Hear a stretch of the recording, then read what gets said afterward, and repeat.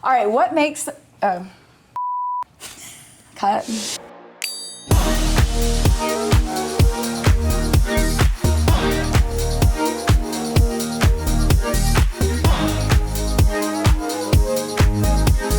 What are some of the best hydrating ingredients to look for in a skincare product? I'm Alex, I'm a cosmetic chemist and the co-founder of Educated Mess, and today we have a special guest with us, Morgan. Introduce yourself. Hi, I'm Morgan. I'm a licensed esthetician of 10 years. I own a spa in Ormond Beach, Florida, and I met Alex through TikTok while she was doing something in her parents' bedroom.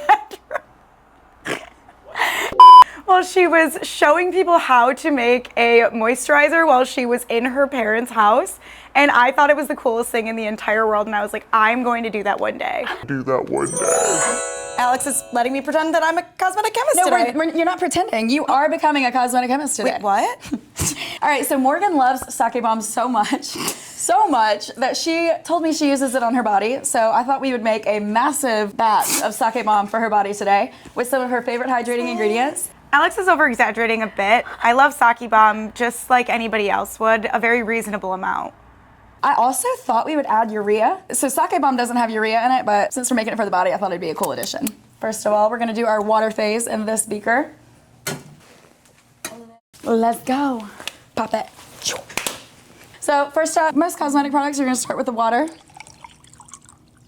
Now we're gonna add some preservatives because do you like when things grow in your products? Or? No, that's disgusting. Exactly. Preservatives are my best friend. So we're gonna actually use parabens. They're so easy to work with. They are not endocrine disruptors, as people will say. We're gonna get roughly 0.5% of this. A zero? Yeah, just hit the 0. Yep. Look at you. Look at me. My chemist teacher would be like, no f***ing way. Oh. Next up, we are gonna add panthenol. I find panthenol to be effective at levels as low as like 0.5, 1%, but we're gonna go with 5%. I love panthenol. That consistency of stickiness on the skin, I don't love, and I feel like panthenol gives that extra added boost of hydration without overwhelming the skin to making it feel sticky, tacky, kind of That's actually a mess. so true. Panthenol is one of few humectants. It's not supplied as a liquid that does not contribute to a sticky texture. This is like a perfect formula, even for the body, especially why sake bomb is so great for the face. So panthenol is water soluble, so we're gonna add it to our water. Oh, just pouring it in like that? Yeah. Just like... We're gonna add allantoin next, and we can just... Is that how you pronounce it? I don't know. Oh. I was calling azelaic acid azelaic. Allantoin is another really great hydrating ingredient. We are going to add that next. Seeing these in like a state like this is so interesting. Isn't it? So now we're adding that to the water phase as well.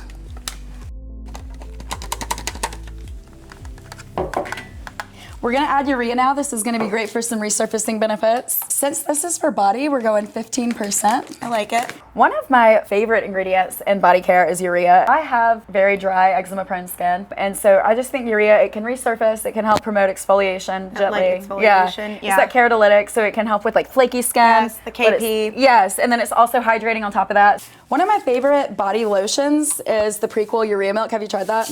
Not the body, no. You haven't tried the body? Mm-mm. That one has 10% urea, I believe. Oh, the weird.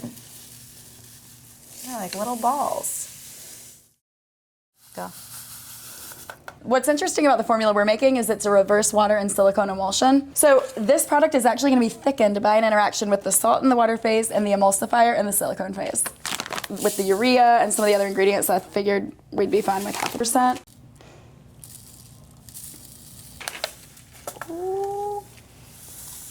That's nice. We're also going to use this sugar complex that I love. The trade name is Aquaxyl. Super, super hydrating. It's one of my favorite actives. This is not temperature sensitive, so we're going to go ahead and add it to the water phase because we are going to heat this up.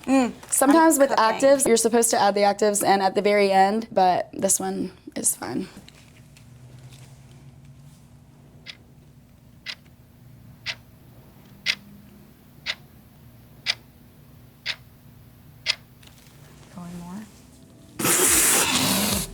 We're gonna go ahead and put these on the mixers and start heating.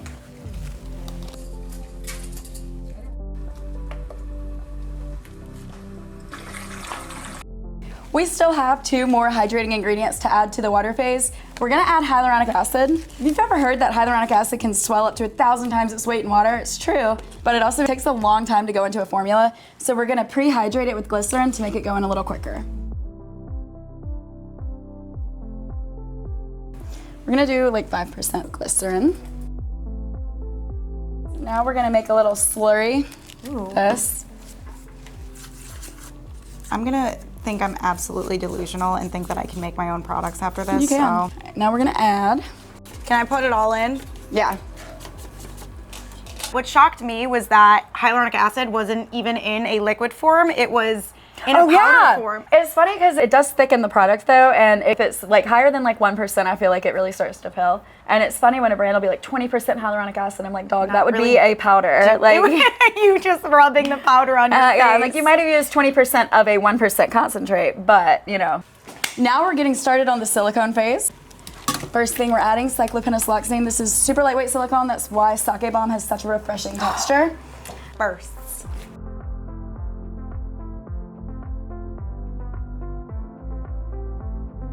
Okay, so now we're gonna add dimethicone. It's another great silicone for texture. I love dimethicone.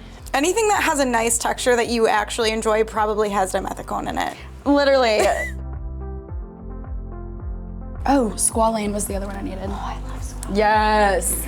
I love squalane. I think it's one of my favorite emollients that like you would add to the oil phase. Again, shockingly enough, it was so light that when she was like, put this on the back of your hand, I was expecting it to be a lot thicker, I think. I always just assumed it was gonna be like sticky. Yeah. Almost sebum-like rather than like this really liquidy fluid hydration of an oil. Yeah, I also like it better than a lot of natural oils like sunflower oil or argan oil because it doesn't have any oxidizable double bonds, so it helps with the shelf life because it doesn't go rancid really. I also feel like people's skin does better with squalane than like a safflower yes, or sunflower oil, which is in so many different products that I feel like it kind of taints it sometimes. I know, I don't love a natural oil. I would prefer squalane or a silicone any day. Do you feel like they use it just because it's like a cheaper alternative? Well, it's expensive. Squalane's expensive, but I think the oils, I think people like to see like natural and, you know, natural is not always better. That's for sure. Next up, we're adding the emulsifier. It's like hair gel. It's nice, right?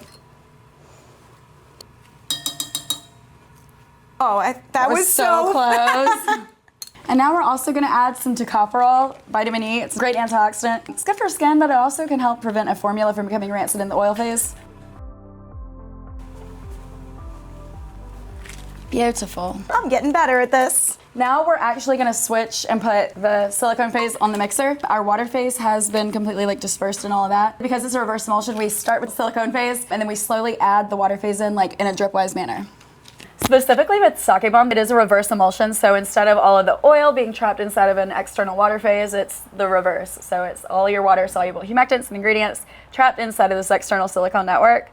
It gives such a refreshing texture, but I also love that like we don't technically have to heat it, so it made it a little quicker to make, and it gives that like nice, unique texture. All your water-soluble humectants and ingredients trapped inside of this external silicone network. Texture.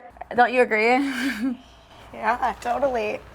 I love it. I would have formulated it the same way. Yeah, you would have done the same. Yeah. Sure. A lot of the emulsifiers that you would typically use in a reverse emulsion, you have to use a homogenizer and you have to heat it, and then you get to the end, and if your batch fails, you can't really adjust it because you like reach the point of no return and you can't get it back. Then what are you gonna do? And you gotta start over. So that's why I just love the SPI 7092 if any chemists are watching this. It's a really good emulsifier. It gives that water break texture. Link in bio. Yeah.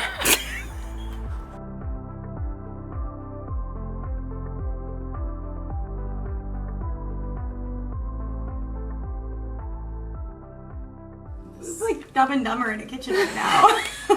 What you're gonna do for this one is you're gonna slowly pour it in, and you're gonna see it like kind of start to thicken and turn white. Okay. You're doing amazing, sweetie.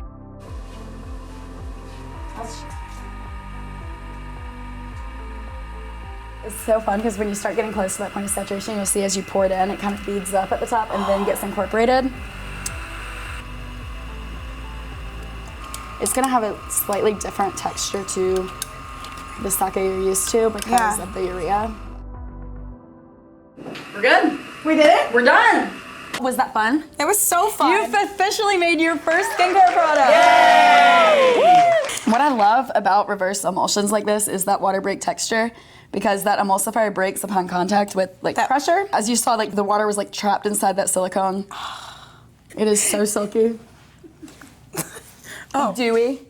And this one has urea. Now I'm gonna be hydrated and resurfaced. Ooh, this is a really good texture. You made it. You're gassing yourself, but you're getting cocky over there. Wow. My first really product. This good. is good texture. Ooh, this is nice. So now that we are done, we're gonna package this up for you so you can take it home. I hope this was entertaining and a little educational. Thank you guys so much for watching. Tune in next week to see what we're making and who we're making it with. Roughly 200 grams of, hold on, we need to put gloves on.